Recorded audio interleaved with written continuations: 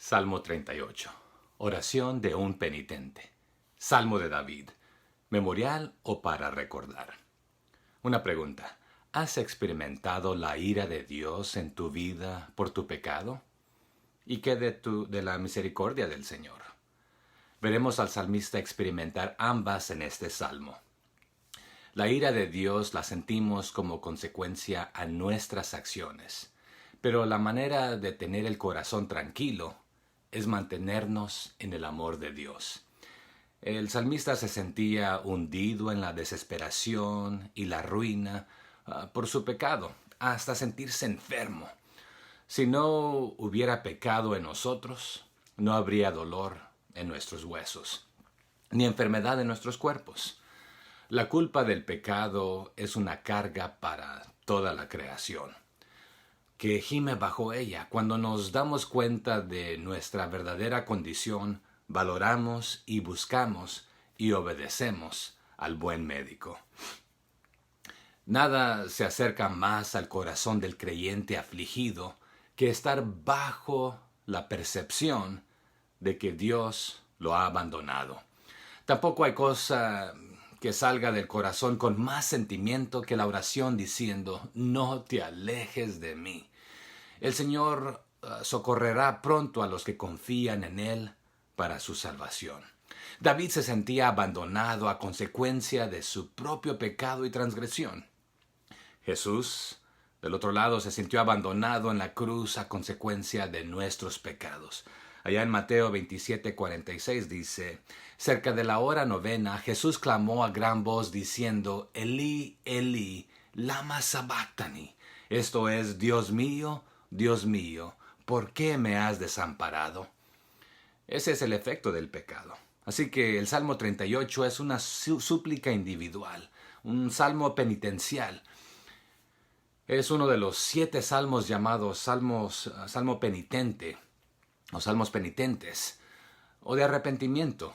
Estos incluyen el Salmo 6, el 32, el 38, el 51, 102, 130 y el 143. El salmista se siente enfermo a base de su pecado y describe su sufrimiento intenso. Siente que todos, incluyendo a Dios mismo, lo han abandonado, y aún sus enemigos, que también son enemigos de Dios, se aprovechan de su calamidad. Entonces el salmista confiesa su pecado y pide socorro de Dios. Solamente los títulos del 38, del Salmo 38 y el Salmo 70 contienen la palabra leaskir en hebreo, de la raíz zakar en hebreo, que significa recordar, traer a memoria o memorial. Esa es la palabra que se usa también en el sacrificio memorial en Levítico 2:2. Algunos teólogos piensan que este salmo junto con el 70 fueron usados en estos sacrificios memoriales, pero otros teólogos piensan que el salmista sencillamente expresa su deseo como el enfermo de traer a la memoria de Dios su sufrimiento. Aunque traer a la memoria de Dios no quiere decir que Dios se haya olvidado. Algunos teólogos también consideran que David escribió este salmo después de su relación ilícita con Betsabé, expresando su verdadero arrepentimiento por su pecado, declarando que su pecado lo llevó a tener problemas de salud, rompiendo también su relación con Jehová, sintiéndose solo y abandonado. Luego siendo perdonado al confesar su pecado. David vio su angustia como juicio de Yahweh, de Jehová, por sus pecados. Aquí hay un punto muy importante. El pecado produce enfermedad. Éxodo 15:26 nos recuerda diciendo lo siguiente, Dios hablando: y dijo: si oyeres atentamente la voz de Jehová tu Dios, e hicieres lo recto delante de sus ojos, y dieres oído a sus mandamientos, y guardares todos sus estatutos, ninguna enfermedad de las que envié a los egipcios te enviaré a ti, porque yo soy Jehová, tu sanador. El pecado puede causar efectos secundarios, ya sean mentales o físicos, que ocasionan un sufrimiento mayor. Pero también recordemos que no toda enfermedad es a base de pecado. Hay enfermedades que el Señor permite para su honra y su gloria. Hay varios ejemplos de esto en el Nuevo Testamento, incluyendo al apóstol Pablo, y recordemos al hombre ciego, que cuando lo vieron sus discípulos, los discípulos de Jesús, le preguntaron a Jesús, allá en Juan 9:2, diciendo, Rabí, maestro, ¿quién pecó? ¿Este o sus padres, para que haya nacido ciego? ¿Qué le contestó Jesús? Respondiendo Jesús, no es de que pecó este ni sus padres, sino para que las obras de Dios se manifiesten en él. Así que en el Salmo 38 veremos ambas, la ira divina y la salvación divina del Señor. El primer versículo y los últimos dos resumen el tema y las maravillas de este salmo. Cuando el Señor está ofendido y se avecinan su furor, su furia explosiva y su enojo ardiente, que es su ira, y sus flechas empiezan a volar, es al mismo Señor a quien apelamos pidiendo su presencia, su cercanía, su socorro y su salvación. Solo la aprobación del Señor puede salvarnos de su desaprobación. Este salmo nos ayuda a prevenirnos del pecado exponiendo sus consecuencias. El pecado ofende al Señor y pone una carga sobre el pecador. Reemplazando el bienestar con heridas, induce la depresión, dolores físicos y agitación del corazón. Entristece y debilita y nos aísla de nuestros amigos e incita enemistades. Y nos deja sin excusa, pero no cierra la puerta a la oración ni nos excluye del arrepentimiento. David expresó verdadero arrepentimiento por su pecado, como veremos en el verso 18. Declaró que su pecado lo llevó a tener problema de salud y que lo separó de Dios y de los demás, causándole una soledad extrema. Luego confesó su pecado y se arrepintió. Así que el Salmo lo dividiremos en tres porciones. La primera parte, lamento por los sufrimientos, del verso 1 al 8. La segunda parte, la soledad aumenta el dolor, versos 9 al 15. Y la tercera parte, penitencia y esperanza, versos 16 al 22. Así que arranquemos con el verso 1 del Salmo 38. Verso 1. Jehová, no me reprendas en tu furor, ni me castigues en tu ira. Aún bajo el castigo de Dios, el salmista recuerda la misericordia de Dios. Este salmo inicia al igual que el Salmo 6, y ambos hablan del furor y de la ira y de la reprensión y castigo. Una pregunta. ¿Cuántos nos tocó que nuestros padres nos castigaran cuando ellos estaban enojados y nos dieron con lo que tenían a la mano? ¿Un cinturón? ¿Una varita? ¿Un cable de la plancha? ¿Con su mano, ambas abiertas o cerradas? ¿O con un palo o cualquier otra cosa? ¿Una chancla? ¿Qué sé yo? Bueno, el salmista se siente que esa es la clase de represión y castigo que él merece, pero invoca la misericordia de Dios y le pide de favor que no lo haga como lo suele hacer un hombre enojado. Pide liberación del castigo justo, el que describe allá en el Salmo 6 también, como enfermedades físicas. De acuerdo con el título de este salmo, la oración hace que Dios se acuerde o haga memoria del hombre o de la mujer. Esto no significa que se haya olvidado de ellos, sino que se le pide una acción decisiva a favor del que ora. En 1 Samuel 1:19 vemos que Jehová se acuerda de Ana.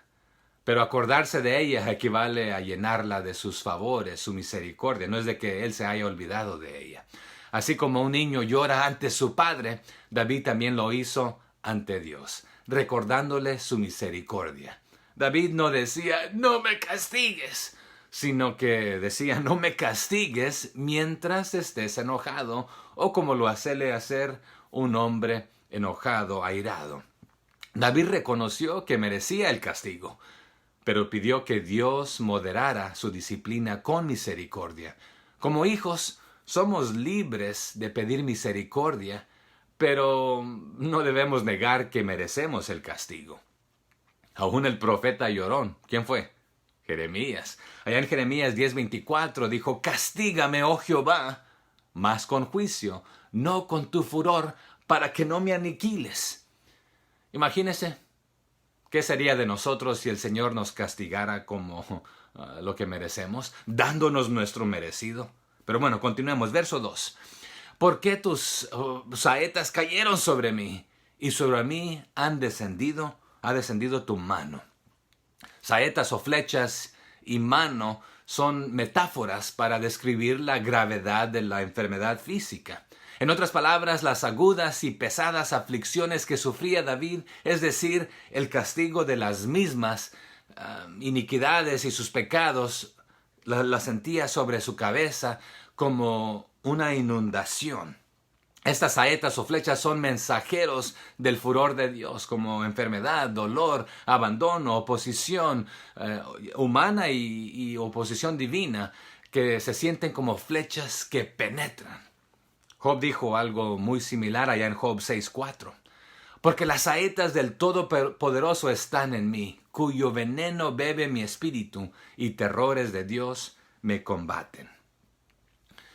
David vio su angustia como juicio de Dios por sus pecados, pero no toda angustia o enfermedad es a base de pecado, como vimos en la vida de Job y veremos también en la vida de Pablo más tarde. Pero Hebreos 12 del 5 al 11 nos recuerda, nos habla que como padre a hijo, Dios disciplina al que ama. Cuando nos arrepentimos de nuestro pecado, Dios promete perdonarnos, aun cuando no promete deshacer las consecuencias directas del pecado. Verso 3. Nada hay sano en mi carne a causa de tu ira, ni hay paz en mis huesos a causa de mi pecado. Aquí el salmista reconoce la causa y el efecto. Reconoce que sufre a causa de su pecado. La Biblia enseña que Dios castiga al que ama. La enfermedad puede ser por causa de pecado, pero igualmente clara es la enseñanza que no es siempre por esta causa. Este verso muestra cómo su enfermedad afecta su cuerpo y su espíritu. Para el creyente que ha conocido la comunión con Dios, la culpa de pecado no confesado es una carga pasada. Y muy pesada, pero pesada. Más tarde el hijo de David, Salomón, reconocería el valor de confesar pecado cuando dijo allá en Proverbios 28:13, el que encubre sus pecados, ¿qué cosa? No prosperará. Mas el que los confiesa y se aparta, alcanzará ¿qué cosa? Misericordia. Y es lo que apela aquí David. Verso 4. Porque mis iniquidades se han agravado sobre mi cabeza, como carga pesada se han agravado sobre mí. Aquí su enfermedad hizo entender al salmista la gravedad de su pecado. Iniquidades aquí son culpas, la deformación y corrupción interior de nuestra naturaleza.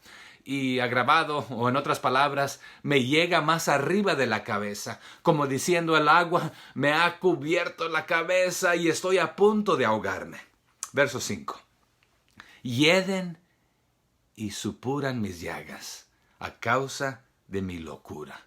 Hieden y supuran de mal olor, escéptico, y locura, necedad o rotundamente tonto.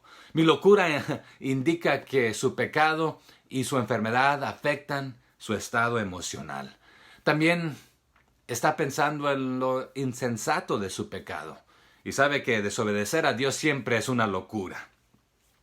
Esta descripción del cuerpo atormentado es una elaboración del verso 3 anterior.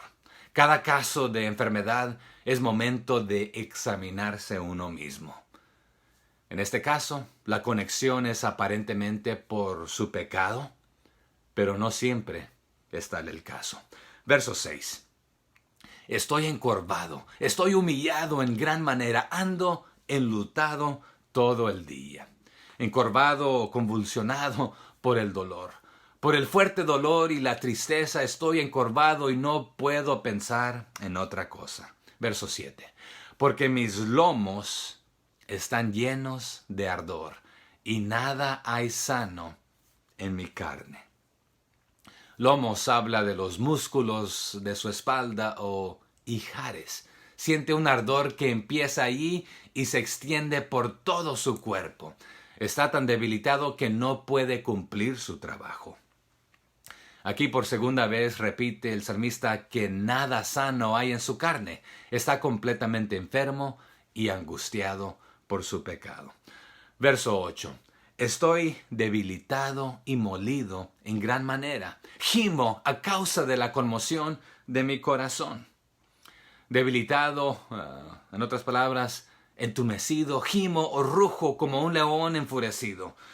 Y conmoción es inquietud o preocupación. Aquí cierra del verso 1 al 7 la primera de 3 partes del Salmo que llamamos parte 1, lamento por los sufrimientos del verso 1 al 8. Ahora vemos la parte 2, la soledad aumenta el dolor de los versos 9 al 15, veremos. Ya vimos al salmista abrir su corazón. Al abrir el corazón y ser franco con Dios, quien ya lo sabe todo, es donde empieza nuestra sanidad, la sanidad del salmista. Cuando uno sufre, el apoyo de amigos y familiares es de suma importancia. Cuando nos encontramos en situaciones difíciles y que quizás los amigos y la familia se han alejado. Pero, ¿sabe qué? David sentía este dolor insoportable. Este salmo debemos recordar como a creyentes cuán valioso es el apoyo a un hermano que sufre. Pero David se siente solo y para el colmo los enemigos se aprovechan para atacarle y burlarse de él. Fue lo que pasó Jesús. Lo dejaron prácticamente solo por nuestros pecados. Aún el ladrón en la misma condición como lo trató, al igual que los soldados. Pero bueno, verso 9. Señor, delante de ti están todos mis deseos y mi suspiro no te es oculto. Señor, el soberano, el Señor declara aquí como el soberano y lo declara que principalmente mostrando misericordia y compasión. Él es soberano y Él puede mostrar esto. Dios puede escuchar nuestro ruego por medio del Espíritu. Romanos 8:26 nos recuerda, y de igual manera el Espíritu nos ayuda en nuestra debilidad, pues que hemos de pedir como conviene, no lo sabemos, pero el Espíritu mismo intercede por nosotros con gemidos indecibles. Verso 10. Mi corazón está acongojado, me ha dejado mi vigor, y aún la luz de mis ojos me falta ya. Aquí es palpitaciones, pérdida de vitalidad y problemas con la vista. Mi corazón, en otras palabras, jadea, como si apenas sobreviviera. Agotamiento total. Verso 11. Mis amigos y mis compañeros se mantienen lejos de mi plaga y mis cercanos se han alejado. Los amigos le abandonaron, los enemigos aumentan en malicia buscando su alma. A veces en los momentos difíciles, cuando uno necesita un amigo comprensivo, son los mismos que hacen que la gente, los problemas, que ellos se aparten. Como humanos, muchas veces no sabemos qué hacer o decir al que está doliendo. Y nuestra preocupación por nuestra propia reacción anula nuestra preocupación por los necesitados, por no saber qué decir. Pero la persona afligida no necesita discursos largos, a veces solo necesita un abrazo o un sentir el respaldo de un corazón comprensivo. Acordemos a los amigos de Job. No vinieron simplemente a apoyar, pero en sus largos discursos acusaron a Job. Es más, en Job 19:13 dice, hizo alejar de mí, aquí Job hablando, a mis hermanos, y mis conocidos como extraños se apartaron de mí. Verso 12. Los que buscan mi vida arman lazos, y los que procuran mi mal hablan iniquidades y meditan fraudes todo el día. Existen tristemente los que están al acecho de oportunidades para demostrar rencor, anticipan lo peor y hacen sus planes con intención de engañar. Se ha dicho que en el ejército cristiano muchas veces esperamos a que alguien esté tirado para ahí darle su merecido, agarrarlo a patadas, en lugar de ayudarle a levantarse. Que no seamos así. Verso 13. Mas yo, como si fuera sordo, no oigo, y soy como mudo que no abre la boca. Aquí el salmista se somete con paciencia, sin proferir reproches ni réplicas a los insultos de ellos. Jesús hizo lo mismo. Isaías 53:7 dice: angustiado él y afligido, no abrió su boca, como cordero fue llevado al matadero, y como oveja delante de sus trasquiladores, ¿qué hizo? Enmudeció y no abrió su boca. Pero él fue por nuestros pecados. Y Juan 19:9 dice: y entró otra vez en el pretorio y dijo a Jesús: ¿de dónde eres tú? Mas Jesús no le dio respuesta. Verso 14. Soy pues como un hombre que no oye, y en cuya boca no hay reprensiones. Hay tiempo para hablar y hay tiempo para callar ante otros, y hay tiempo que cuando hablemos sea llevándolo a Dios en oración. Primera de Pedro 2:21 al 24 nos recuerda lo siguiente: pues para esto fuisteis llamados, porque también Cristo padeció por nosotros, dejándonos ejemplo para que sigáis sus pisadas, el cual no hizo pecado, ni se halló engaño en su boca, quien cuando le maldecían no respondía con maldición. Cuando padecía, no amenazaba, sino encomendaba la causa al que juzga justamente, quien llevó él mismo nuestros pecados en su cuerpo sobre el madero, para que nosotros, estando muertos a los pecados, vivamos a la justicia, y por cuya herida fuimos sanados. Verso 15. Porque en ti, oh Jehová, he esperado. Tú responderás, Jehová, Dios mío. Aquí el salmista está convencido de que Jehová Dios, el soberano, de quien es siervo, le responderá y no permitirá que aquellos triunfen por la posible claudicación de él. Así que guardará silencio, esperando, o sea, con esperanza segura al soberano Dios. Aquí termina la segunda parte del Salmo. Ya vimos la primera parte, que es el lamento por los sufrimientos del verso 1 al 8, y la segunda parte, la soledad aumenta el dolor, de los versos 9 al 15. Y ahora veremos la tercera y última parte, la penitencia y la esperanza, los versos 16 al 22, que a veces incluyen el verso 15 también. Y cada uno de los versos, el 15, el 16, el 17 y el 18, empiezan en el hebreo con la misma palabra. ¿Por qué? ¿Por qué? Pero esto se pierde en la traducción aquí. Pero se nota el proceso. Se había quedado el salmista callado en el verso 14 porque esperaba a Dios en el verso 15, y esto es porque reconoce que los enemigos están aprovechando de su situación, verso 16, y porque su vida está estancada, va de mal el peor, verso 17. Pero él confiesa su iniquidad y está verdaderamente arrepentido, de acuerdo al verso 18. Aún después de haber confesado en el verso 19, el salmista ve que sus enemigos siguen aprovechándose de su mal testimonio, y en el verso 20 se oponen porque él quiere seguir al Señor. Así que continuamos desde el verso 16. Dije, no se alegren de mí cuando mi pie resbale, no se engrandezcan sobre mí.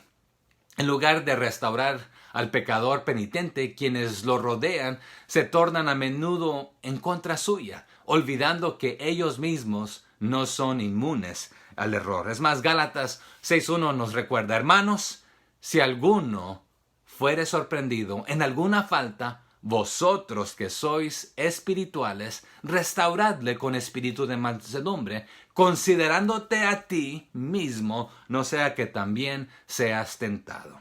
Verso 17. Pero yo estoy a punto de caer, y mi dolor está delante de mí continuamente. La oración que aparece en el verso 16 es urgente porque es seguro que tropezará. Primero, es urgente porque no puede aguantar mucho más. Y segundo, por su constante dolor o tristeza. Por eso es constantemente su experiencia porque sigue confesando y estando con ansiedad debido a su iniquidad y pecado. Verso 18. Por tanto, confesaré mi maldad y me contristaré por mi pecado. La conciencia del pecado aumenta el sufrimiento, el cual, debidamente recibido, lleva a la confesión, el arrepentimiento y el perdón. Tenemos necesidad de volver a Dios y confesar nuestro pecado y maldad que Dios nos revela. En Él hay misericordia y perdón para el creyente arrepentido. Veamos rápidamente varios ejemplos de arrepentimiento y perdón. Recordemos a Sansón, quien solitario en la presencia de Dios reconoció que el Espíritu de Dios le había dejado por su pecado, allá en Jueces 16:20, después de arrepentirse. El salmista mismo, David, que después de la experiencia de 2 de Samuel 11, fue visitado por un profeta, ¿cómo se llamaba? Natán, que le enseñó su pecado y lo redimió allá en 2 de Samuel 12, del 1 al 13.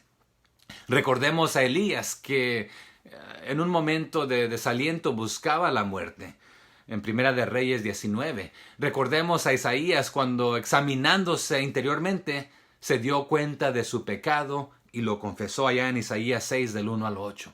Recordemos a Jonás, después de su desobediencia, orando dentro de su horrible prisión en el seno de un gran pez, allá en Jonás 2 del 1 al 10. Recordemos a los discípulos durante la cena, cuando el Señor les dijo: uno de vosotros me ha de entregar. Y las preguntas inquisidoras de todos: ¿seré yo? ¿Quién será? Se examinaban allá en Mateo 26 del 17 al 25. O sea que alguien lo iba a traicionar. Un pecado ahí. Recordemos a Pedro, después de su negación del Señor y su profunda tristeza expresada con abundantes lágrimas. Podemos corroborarlo allá en Lucas 22 del 54 al 62. Recordemos a Tomás, embargado por la duda y las ausencias, exclamar delante del Señor: Señor, Señor mío y Dios mío, allá en Juan 20, 28. Bueno, suficientes ejemplos, pero continuemos. Verso 19. Porque mis enemigos están vivos y fuertes, y se han aumentado los que me aborrecen sin causa. Están vivos, literalmente son de vida, quieren quitarme la mía, son sanguinarios. Verso 20. Los que pagan mal por bien me son contrarios, por seguir yo lo bueno. Con todo, el salmista, humillado ante Dios, es víctima de sus mortales enemigos, llenos de malicia y traición a él, al querer hacer el bien. Verso 21. No me desampares, oh Jehová, Dios mío, no te alejes de mí. Estos términos en este verso son de frecuente uso en otros salmos. En este salmo el lenguaje en general se permite aplicarse a Cristo como sufriente, tipificándole David como tal.